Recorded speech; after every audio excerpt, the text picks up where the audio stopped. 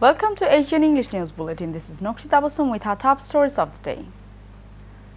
Prime Minister Sheikh Hasina today said the 15th Amendment to the Constitution strengthened the country's democracy and empowered people to choose public representatives by stopping the path of grabbing state power illegally.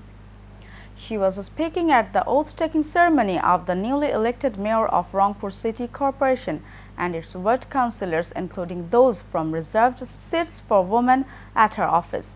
The Prime Minister said the Apex Code had declared illegal to grab state power by issuing martial law after violating the country's constitution that has ensured the voting and democratic rights to the Bangladeshi people. Prime Minister Sheikh Hasina said the people's empowerment has become a matter of heart-burning for a section of so-called intellectuals, as they never come to power through the people's vote. They repeatedly try to hamper the democratic process, she added. Prime Minister Sheikh Hasina on Tuesday asked the Muslim Ummah to collectively stand beside the Palestinians. The Premier made this call when the ambassadors and high commissioners of 7 OIC member states who are stationed in Dhaka paid a joint courtesy call on her at her office in Dhaka.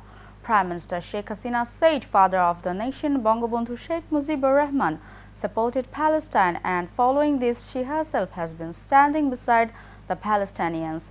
Meanwhile, the foreign diplomats highly appreciated the leadership of the Prime Minister for the last 14 years' development and stability of Bangladesh, particularly for tackling the COVID-19 pandemic successfully. The government has increased the retail and wholesale prices of electricity. The average retail electricity price increased by 5% and the bulk electricity price increased by 8%. The hiked prices will come into effect from February 1st, according to a notice issued by the Power, Energy and Mineral Resources Ministry today. The price has been increased from Taka 3.94 to Taka 4.14 per unit at the customer level, according to Monday's gazette issued by the Ministry of Power, Energy and Mineral Resources.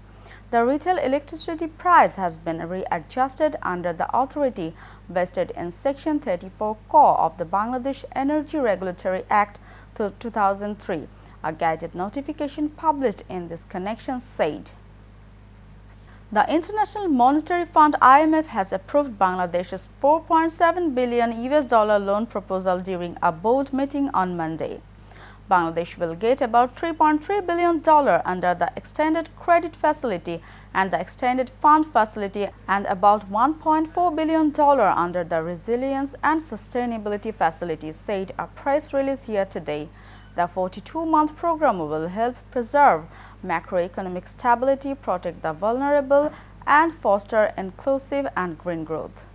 Bangladesh has ranked 12th among the most corrupt countries according to the Global Corruption Perception Index 2022 released by the Berlin-based Transparency International last year. The country's position was 13th. Dr. Iftikharuzzman, Executive Director of Transparency International Bangladesh, disclosed the information at a press conference held at Midas Center in the capital's Dhanmondi on Tuesday.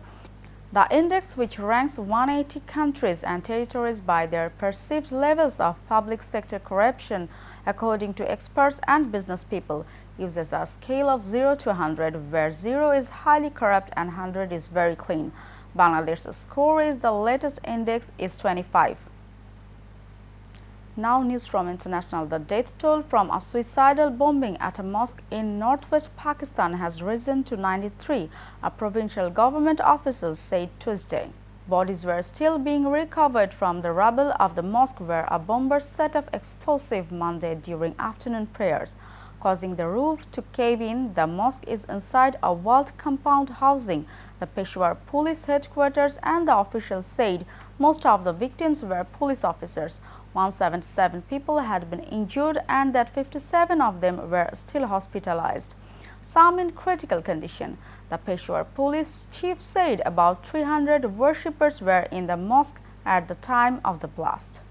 This is it for now. Please stay tuned with Asian News and visit www.asiantvonline.com.